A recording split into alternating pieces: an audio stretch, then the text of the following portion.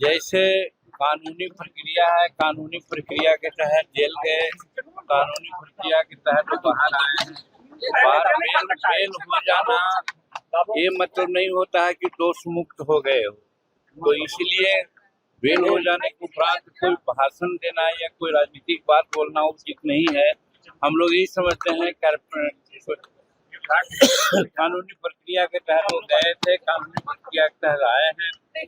अगर और कहीं कुछ बातें हो सकती है तो फिर भी जा सकते हैं वो, तो इसलिए उसमें कुछ कहने की बात नहीं है।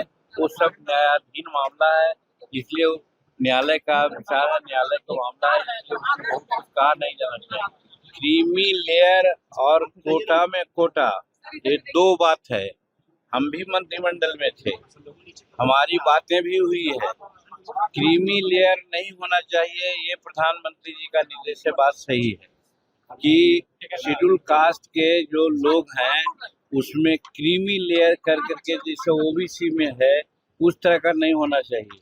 लेकिन समाज में कुछ वैसे लोग हैं जो आज भी हाशिए पर हैं 76 वर्ष के बाद भी, उनके लिए तो व्यवस्था होनी चाहिए। और इसी को कहा जाता है कि अगर कोटा में कोटा करें, जैसे जनसंख्या के आधार पर सारी बातें होती है, इसमें हमारी मानना है और हमने भी कल कहा है कि शेड्यूल कास्ट में बिहार में 21 जातियां हैं। 21 जाति में 4 जाति जिसको D4 कहते हैं। और आज देखा जाता है कि जज हो, कलेक्टर हो, इंजीनियर चीफ हो, इंजीनियर हो, बैंक हो, रेलवे में हो, सब में अगर रिप्रेजेंटेशन की बात कही जाएगी तो ये जो 4 जातियां हैं जिसको D4 कहते हैं, विकसित 4 कहते हैं, वही 90% भाग लिए हुए हैं।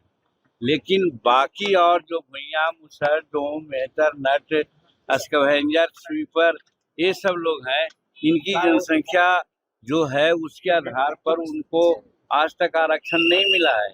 इसीलिए हम लोग की मांग यही है और कल हमने कैबिनेट में कहा भी है कि इनके लिए अलग व्यवस्था होनी चाहिए।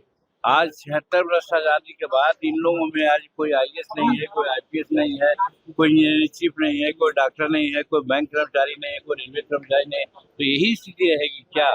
इसलिए क्रीमी लेयर की बात न कीजिए, लेकिन जिसकी जितनी जनसंख्या है उसके आधार पर उनको आरक्षण मिलना चाहिए।